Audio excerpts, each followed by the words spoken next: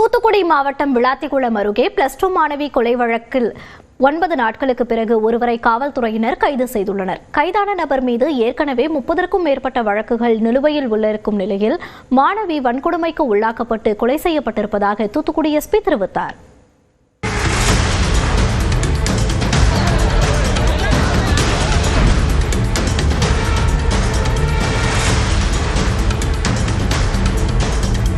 இதுக்கு 98 சிசிடிவிஸ் எல்லாத்தையுமே அனலைஸ் பண்ணது.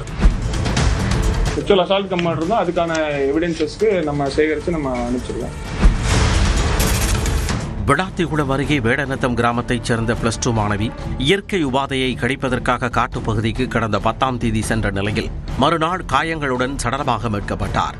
தமிழ்நாட்டையே உருக்கிய இச்சம்பவத்தில் குற்றவாளியை உடனடியாக கைது செய்ய வலியுறுத்தி ஊர் மக்கள் தொடர் போராட்டத்தில் ஈடுபட்டனர்.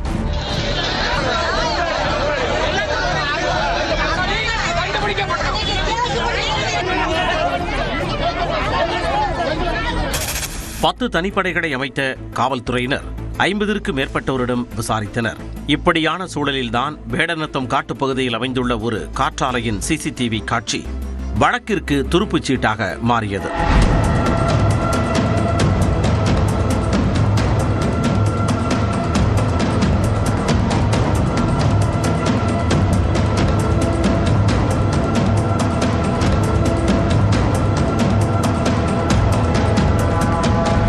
மாணவியின் உடல் கண்டெடுக்கப்பட்ட இடத்தில் இருந்து சுமார் 500 மீட்டர் தொலைவில் இருந்த இருசக்கர வாகனத்தின் பதிவு எண்ணை வைத்து விசாரித்ததில் அது திருட்டு பைக் என்பது தெரியவந்தது. பைக்கில் வந்தவர் ராமநாதபுரம் மாவட்டம் சாயல்குடியைச் சேர்ந்த தர்ம முனீஸ்வரன் என்பது உறுதியான நிலையில் மாணவி கொலை வழக்கில் அவருக்கு தொடர்பு இருப்பதாக காவல்துறை தெரிவித்துள்ளது. தர்ம முனீஸ்வரனின் கைரேகை பதிவு விளாத்திகுளம் மாணவியின் உடலில் இருந்தது தடயவியல் சோதனையில் உறுதியாகியுள்ளது. மாணவியின் கை நகத்தில் இருந்த ஆதாரமும் அவரின் DNA உடன் ஒத்துப்போய் உள்ளது. அறிவியல் பூர்வமான விசாரணை அடிப்படையிலேயே குற்றவாளியை பிடித்ததாகவும் 2574 தொலைபேசி உரையாடல்கள் உட்பட டிஜிட்டல் முறையிலான ஆதாரங்களை திரட்டி குற்றவாளியை கைது செய்துள்ளோம் என்றும் தூத்துக்குடி மாவட்ட காவல் கண்காணிப்பாளர் மதன் தெரிவித்தார். சம்பவ இடத்துல நேரடியாக இந்த சம்பவம் நடந்தது பதிவு இருக்கிற மாதிரி சிசிடிவி கிடையாது. சம்பவத்தை சுற்றி இருக்கக்கூடிய இடங்கள்ல இதுக்கு 98 சிசிடிவிஸ் எல்லாத்தையுமே அனலைஸ் பண்ணது. அதுக்கப்புறம் டவர் டம்ப் அனாலிசிஸ்ன்னு சொல்லுவாங்க. இதில் நீங்கள் பார்த்தீங்க அப்படின்னா 2574 நம்பர்களுக்கு கால் பதிவேட்டுகள் பெற்று அதை அனாலிசிஸ் பண்ணதுக்கு தனியார் டீம்ஸ்.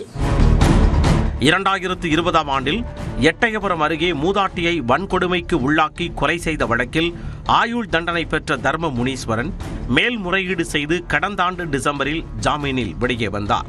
தூத்துக்குடி நீதிமன்றத்தில் நாள்தோறும் கையெழுத்திட்டு வந்த தர்ம முனீஸ்வரன் மீது பைக் திருட்டு, கொலை முயற்சி என 34 வழக்குகள் நிலுவையில் இருப்பது தெரிய வந்துள்ளது. இந்த நிலையில்தான் +2 மாணவியை பாலியல் வன்கொடுமைக்கு உள்ளாக்கி தர்ம முனீஸ்வரன் கொலை செய்ததாக தூத்துக்குடி எஸ்பி மதன் தெரிவித்தார். செக்சுவல் அசால்ட் கம் மர்டர் தான். செக்சுவல் அசால்ட் கம் மர்டர் தான். அதுக்கான எவிடன்சஸ்க்கு நம்ம சேகரித்து நம்ம அனுப்பிச்சிருக்கோம். அதுக்கான ரிசல்ட் வந்ததுக்கப்புறம் நம்ம சார்ஜ் ஷீட் உடனே ஃபாஸ்ட்டாக எவ்வளோ சீக்கிரம் பண்ண முடியும் பண்ணிடுவோம். கைதான நபருக்கு தூக்கு தண்டனை கொடுக்க வேண்டும் என மாணவியின் தந்தை கூறினார். எல்லாம் தேடி பார்த்து அகேஸ்லாம் கண்டுபிடிச்சிட்டாங்கன்னு சொல்கிறாங்க. நான் டிவியில் பார்த்தேன். இனிமேலும் இந்த மாதிரி நடக்காத அளவுக்கு எல்லா காவல்துறையும் சேர்ந்து நல்ல முறையில் செயல்படணும். இதே கடைசியாக இருக்கணும். குற்றவாளிக்கு உயிர் போகிற தண்டனை தான் கொடுக்கணும். அவன் இனிமேல் வெளியில் வரக்கூடாது. வழக்கில் ஒருவர் கைதான நிலையில் மாணவியின் உடலை பெற பெற்றோர் சம்மதித்தனர்.